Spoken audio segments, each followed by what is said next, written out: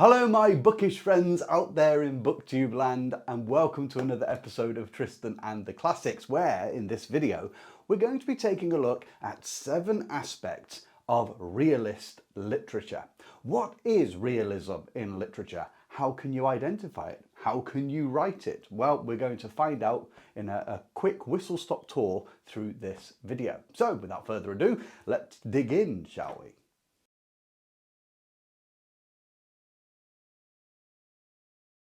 Realism in literature covers an era of approximately 1830 to 1900. Obviously there's no literal bookends, people can fall outside of that, but it began to really kick off in the early 1830s and built until it moved into modernism later on. The first aspect, the key defining umbrella term of all of realism when authors want to write in a realistic way, is verisimilitude. So verisimilitude comes from 2 root words, veritas in Latin, truth, and then you've got similar, meaning likeness. So a likeness to the truth. The realists wanted to get rid of overly fanciful ideas. They wanted to get rid of fairy tale endings in books and going on highfalutin flights of whimsy rather than explaining how the world actually is. Likeness to the truth, verisimilitude. So to achieve this, some certain factors come into play. So for instance, realist literature tends to be quite high in detail. Many a book can talk about your kitchen, but a realist book would probably start defining the smell of the boiled cabbage in the air, maybe a bit of mould growing on the edge of the windowsill or in the grout between the tiles. It may talk about the stains that are on what do you call it, a towel, a hand towel that's in your kitchen for wiping up or whatever. It looks for detail, and sometimes we can find it a little exhausting. Some of them use that deliberately to overwhelm you with the feeling of being present so that you no longer hear the author, you just are in the scene. So high detail is a feature of this verisimilitude. Another thing is plain prose.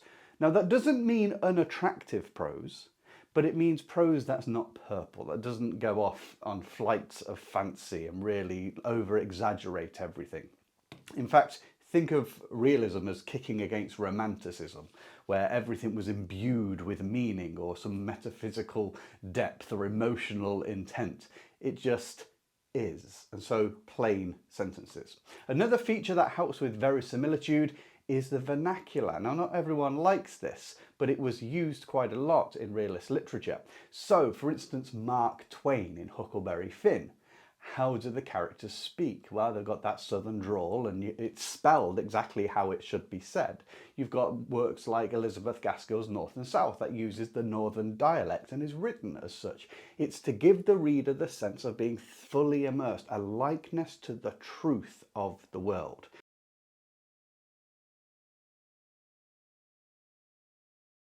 The second aspect of realism that is highly important is it talks about the ordinary, the mundane, the normal, and it turns its attention towards the ugly and the gritty as well. Things that are part of real life, not ignoring them. It's a reaction from previous stories, the romance stories, and going back in drama, to always focusing on higher society, that it has to be a great hero, a great man, a great woman, or at least a stranger that is mysterious, that appears and achieves something wonderful. You think of Edmond Dantes in The Count of Monte Cristo. That is an exception to the rule. Life isn't normally like that. So the realists said, let's start discussing the ordinary. They recognize that there is much fascination, wonderment, beauty, horror, terror, anxiety in the everyday life. There's as much tragedy in the life of a shoemaker as there is in some grand archduke over in Austro-Hungary somewhere. And so the realists begin to find that life itself is fascinating and they want to talk about the everyday. Now, a good example of this would be George Eliot in Middlemarch, a grand sweeping story which ties in a web of different characters, but ordinary characters, doing ordinary things, with ordinary ambitions. And if they're slightly higher ambitions than others, they end up becoming quite ordinary at the end. One of the most ordinary books going, normal, is Stendhal's The Scarlet and Black. Julian Sorel in this wants to be a great man. He's the son of a carpenter, if I remember correctly. He ends up becoming a teacher to the children of a higher class couple. But everything's so ordinary. You know, hardly anything happens in the book. And he learns that everything's a pretense, a false front, hypocrisy, and he learns just to behave hypocritically in order to advance his way. And there's no real drama at any point in the book. And that was in 1830, the beginning of our age. There is also the darker, seedier, grittier side that comes into realism. A good example of this would be Arthur Morrison's A Child of the Jago. So that's the book there. Now, A Child of the Jago focuses on the Jago, a notorious slum area in London. And it's very, very vicious. It's very brutal and violent, not gratuitously, but it shows what life for the poor is like. These no-go zones where they were their own police, as it were. And, you know, it's quite disturbing to read in some respects, but it's not something that normally would have been written about. But it shows real life and that people exist in these situations. Another example of showing the gritty would be Dickens. Dickens, you look at his characters, you think of Oliver Twist, his second work, and there you are again down in the seedy area of London, and you've got the pickpocket, the artful dodger, and you see the youngsters struggling in the underworld of London. However, a great example would be, have I got it here? Yep. Trollope in The Warden, and most of Trollope's work, but certainly the Barsetshire Chronicles, he is completely ordinary. It's not depressing, it's quite uplifting, it's quite humorous, but it's just ordinary life. Very ordinary life of ordinary people, and everything is normalised. Now, there are exceptions, because Dickens, of course, writes extraordinary characters. So that isn't a realist trait, but he is looking at realist areas that realism would come to inhabit.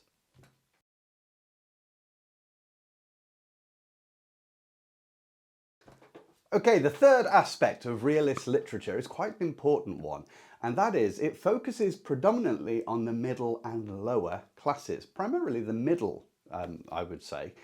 And this is because the middle classes are making their way up in society in this new industrialised age, and they want to see themselves represented in books. And with, you know, the ability to print stories in papers, the low and the poor people want to see themselves in books as well. And so realism begins to pay attention to that. Also because lives are all fascinating. It doesn't just have to be the high life, like we said in the last one. Ordinary and normal actually can be quite revealing about ourselves. So examples of this, in fact, you see it everywhere. So there's Tess of the D'Urbervilles. So Tess, a great heroine, I love her to bits, but she comes from low stock. If you think of Dickens, where most of his characters are lowly characters. Mark Twain, Huck Finn, Tom Sawyer, what are they? Little urchins, aren't they? They're nothing grand. What about the granddaddy of realist literature, which is Flaubert and Madame Bovary? Again, just this quiet, you know, village where everything is boring. And not, it's sort of middle class, you would say, lower middle class, so the people that are being talked about. Balzac thinks that everything is to do with the middle class. He wants to know all levels of society, but the predominant number of people are in the middle or lower classes. So Balzac talks about them. In fact, this is something you see over and over again. George Gissing, brilliant book, New Grub Street. You know, the life of a writer, the ordinary trials of trying to pay your bills and buy paper and get your work accepted. But that's not an aristocrat. That's, again, lower middle class. Arguably, it could be the lower class trying to work their way up. Now, there are exceptions to this, and this is important to understand about realism. So, one of the greatest realists of all is Tolstoy. So Anna Karenina here. Well, Anna Karenina's not low middle class. She's quite well to do. In War and Peace, look at how many dukes and generals are dotting around the pages. These are actually high, and it's called high realism. The reason it's realism, though, is instead of going off on flights of fancy and extraordinary lives, what Tolstoy does is he focuses on the normal, mundane, ordinary activities that go on in the salons and the drawing rooms of these grand palaces. But he also does love to bring in the peasants as well. Somewhat romanticised at times, but overall quite truthful. High detail as well, verisimilitude. So although there are exceptions to these aspects, notice the overall idea that gets built around realism is a representation of real life. And if you want to go into high society, it will be based on their real problems, such as bored marriages, adultery, gossip, having to, manage estates, those kind of things.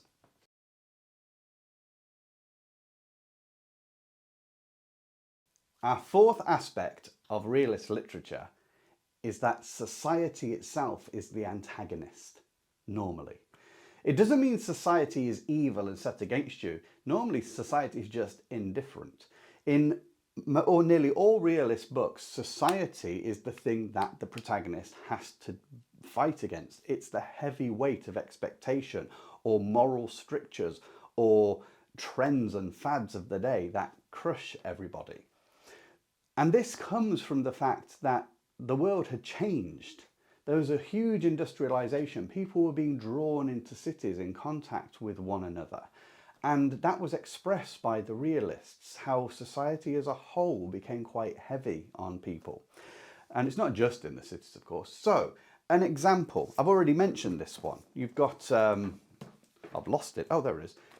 Tess of the D'Urbervilles. What crushes Tess?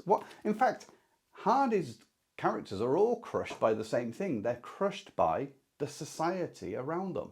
It's never by an evil bad guy. It's never a villain, and there's never a total good guy. Archetypes are gone. That's part of verisimilitude. In your life, how many villains and saints do you actually know? Most people have that line of good and evil running through them, as Solzhenitsyn says. So society breaks down Tess. Middlemarch. Dorothea, she has her ideals. Does she fully achieve them? Why not? What's the biggest problem? Just expectations, the day-to-day grind, societal gossip. In my Patreon community, we're reading The House by the Medlar Tree by Giovanni Verga. Gossips in that tell the story, really, and it's the community and the environment that is the real burden on our central family. Bleak House. What's the antagonist in this? The antagonist is Chancery Court, an element of society. Again, I wouldn't class Dickens as the greatest realist because he breaks so many of the rules, but he's beginning to look in that area. Madame Bovary, boring life. Anna Karenina, the strictures of the aristocracy, the ways you have to behave, the etiquette, and then a boring marriage, but how do you get out of that? Or how do you talk about it even with your husband to resolve it? In all these cases, the environment, the society, is the chief antagonist. Even with someone as simple and light as Trollope, really, it's just the expectations of the people around you, not a hardcore villain, not, Blofeld against James Bond, but just what's expected of you is sometimes too heavy to carry. And I've got loads of examples sitting down here. Balzac, in his work, what's the name of it, with Maison Vaquer, it will come to me, Old Goriot. The end of that, our protagonist stands on a hill, actually a graveyard, overlooking Paris and says, "So it is to be war between us." And he's talking to society, interestingly enough. That society is the hardest thing to get through, not the individuals, but the mass. And that sort of is the great clarion call of realism there in those words.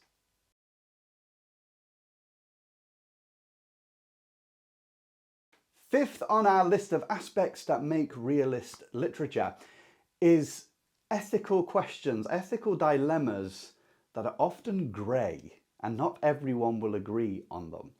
Now, one of the factors of verisimilitude, because all of these really fall under verisimilitude, is the style of narrator that authors use in realism. And normally they end up opting for what's called the objective narrator. That is, they don't pass judgment. Many a previous book before this would set up a moral and you would come away knowing what the moral was or what was right and what was wrong. But life isn't like that. So the objective author just tries to tell you without passing judgment. So when we see Madame Bovary Emma Bovary cheating on her husband multiple times with different people, Flaubert doesn't actually condemn her at all. Now you go back a bit further and it would be shocking and she would be a baddie. But he just says, well, no, this is just how it is. And then we have the ethical question, well, can you blame her when her husband is just so dull and she has such high expectations? Or what is the ethics of reading romance novels? It's the equivalent back then to, what's the ethics of watching too much social media, how it affects us. Here's another one. Actually, I'll pick these three because this will just tie in together. So Madame Bovary, adultery. What about high realism in Germany? Inreased by Theodore Fontana, which we read in my Patreon community, link down below if you want to join. Fabulous worldwide collection of people who come together. I make extra videos and then we come together and have a discussion of a book of the month. Inreased is one of those books, and it was quite interesting to listen to the discussion because she marries a man much older than her when she's, 17 and he's 42 or something. And, she ends up in an affair. It's not really a spoiler because that's sort of what's known about Inreased. It's one of the great adultery novels. It's not graphic, by the way. So the problem is society's expectations. Did society put her there? And then what's the right of the individual? Ethical question. And it's grey. Not everyone can settle on it. Some people may have hard ideas and think there is just a straight moral answer.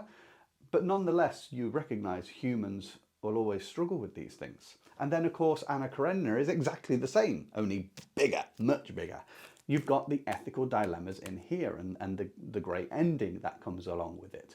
So this is a major part of realism. And it's not just on adultery. So ethical dilemmas. What about Raskolnikov in Crime and Punishment? Okay, he commits murder. That's not a spoiler. That's what the whole book's based on. He commits a crime. But rationally, was he wrong? Does it prove that he was wrong in the book? The same could be said of Brothers Karamazov. What about Lord Jim? Comrade, great writer, right towards the end of the century, leading into the modernists, along with Dostoevsky. There's ethical dilemmas in works like Victory and Heart of Darkness and Lord Jim. It's never cut and dry, and it leaves it grey, and sometimes that leaves us all as readers hanging. And some people, interestingly, speaking of Dickens, he wrote Great Expectations, and his original ending was, well, we'll come to that actually. Let's move to the next point.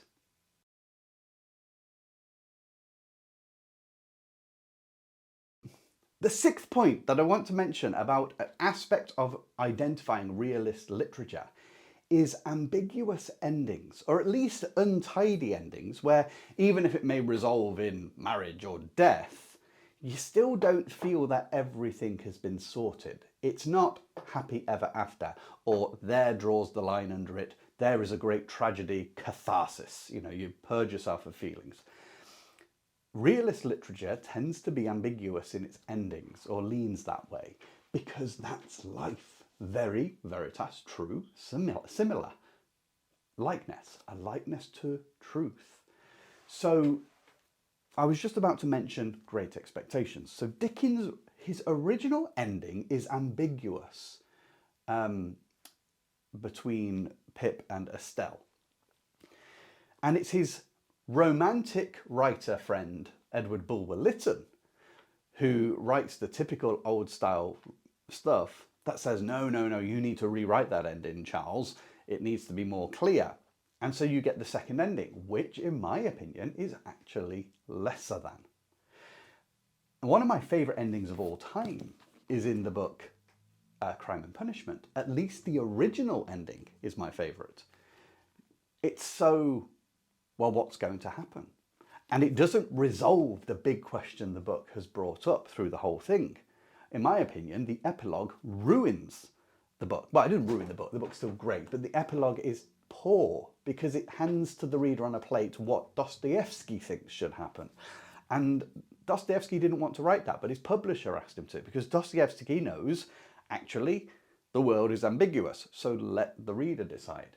Another writer, a book I've talked about before, Age of Innocence by Edith Wharton, one of the best endings ever. And actually, it is closure in its own way. It rounds off the story, but even then, you are not left with a completely fixed life. You have to ask what would happen next in those kind of things.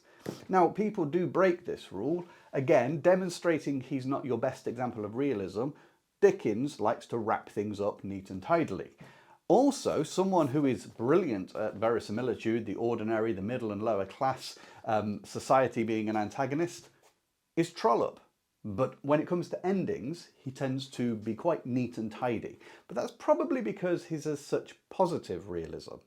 And he's not really... He does tackle ethical dilemmas, like, well, the warden itself is a lovely, simple ethical dilemma in the life of a very boring person, in the life of a very quiet little city. But the ending is neat and tidy. So just because it breaks one of the aspects doesn't kick it out of realism. Just observe what realism is overall trying to do as a structure. And by the way, someone else who does that, Balzac, who's called the father of realism in France, he also has pretty tidy endings, to be quite honest, from those that I've read of his massive corpus of works.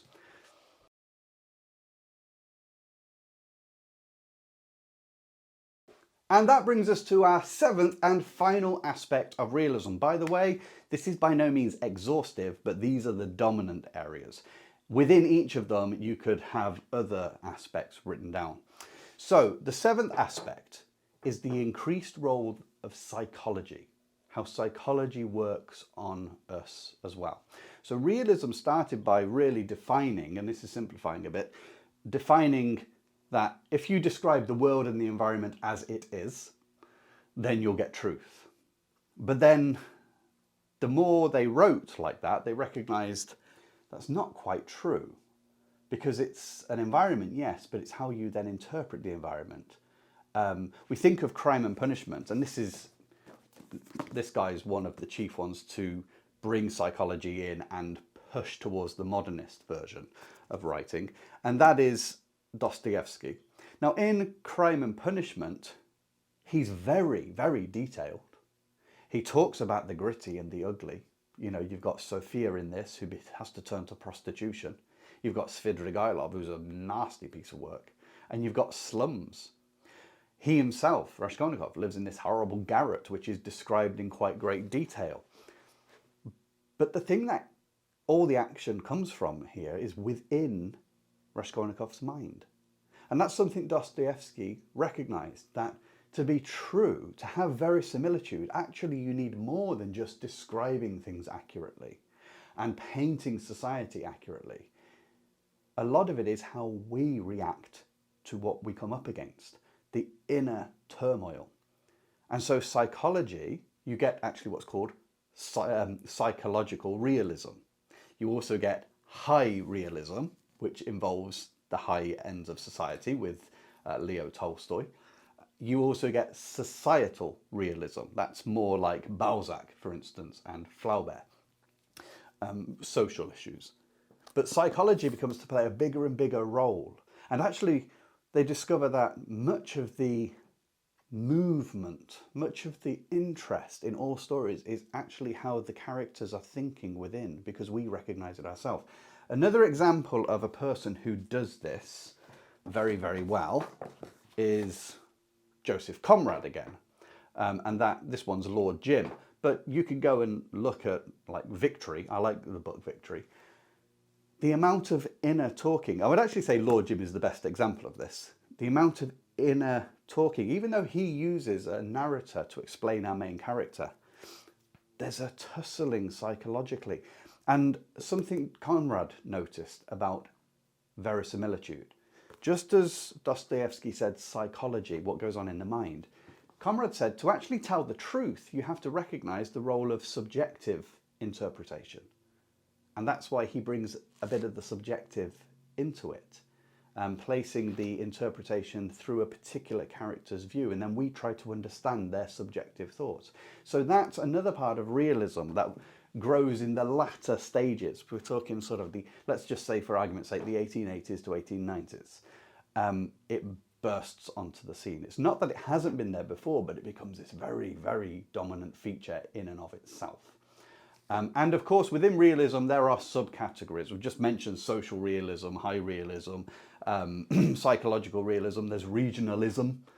So it's focused on the behavior of regions, like Huckleberry Finn would be a good example of that. There's naturalism, a big example of an offshoot, which basically talks about how heredity and environment are everything in a person's life, and that we are governed by those. And that comes off a sort of Darwinian idea, which in the 1890s was particularly prevalent. Zola would be the proponent, and Crane would be a proponent of that. So there you go. That's realism, the aspects of realism. So if you wanted to try and write something that was very, very true to life, then first and foremost, over everything else, verisimilitude is what defines it. A likeness to truth. And that's often in detail. It tries to immerse the person. That doesn't mean it has to be long-winded. American realism was mastered in its best form, probably by Hemingway, who's very terse. But notice that he doesn't give way to flights of fancy, to flights of whimsy, to over-embellishment and adornment. He just tries to give you the facts, paint the scene quickly with the least amount of words, but accurately and with necessary detail. You would focus on the ordinary activities if you're writing, or if you're reading and wanting to understand what you're reading and pigeonhole it, even if it's in high society. Is it about their ordinary activities, their mundane conversations, going to the toilet, paying bills, that kind of stuff? It would focus primarily on the middle class and the lower class, but not always, but overall. It won't shy away from the taboo and from gritty. In fact, it brings a lot of that in, because I'm trying to think who it was. It may have been Flaubert, who said that it's like a mirror that reflects to us both the azure sky, poetic, romantic, and the mire of the streets, what we walk in. That's the idea of true literature. And then, you know, thinking of the role of ethics, fighting against society. Society, if you want realism, it's not really a case of the government coming after somebody because they tripped over some conspiracy theory, very rare to happen. It's normally you've decided your protagonist wants to make a better life for themselves and everybody around them turns against them because they're like, oh, you're better than us, are you? And they expect someone to behave in a certain way and to not have aspirations that are above their station. That would be real, and people would recognize all of that. And then the ambiguous endings. It doesn't have to be cleverly done, but you don't have to resolve it neat and tidily. If it happens, it happens. It's following the logic, and Tolstoy is, in some respects, the master of this. Although you could say his endings are sort of neat, he gives so much background that there is an inevitable cause and effect that eventually forces things to get to the point that they get to. And it all feels so logical. Some would say that either Eliot, both had a habit of writing rather large books, but if you ever want to prop your car up to change a tyre and you haven't got a jack, just get a Tolstoy and an Eliot. These two would be called the gold standard of realist literature, along with, I would say, Flaubert as well. And Madame Bovary is well known, but of course Sentimental Education by Flaubert is another one to look at. So there you go. Those were the 7 aspects of realist literature. Did you enjoy this video? Please let me know down below. And remember, If you want to get more information and exclusive content from me about literature, classic literature, then come and join the Patreon community and join a worldwide contingent of readers who have great insights to share. And my last video in Patreon was actually about a way to think about the different styles of writing: Romanticism, Realism, Modernism, Postmodernism, so on and so forth. And there was just a quick video about that. So yeah, if you enjoyed this, let me know. And also, would you like me to continue and do this for other features of literature? I'm probably going to anyway. So looking at modernism, looking at romanticism. I've already got a video on, I think it's the 8 aspects of Gothic literature. I may actually redo that video because I think it could do with a bit of tweaking.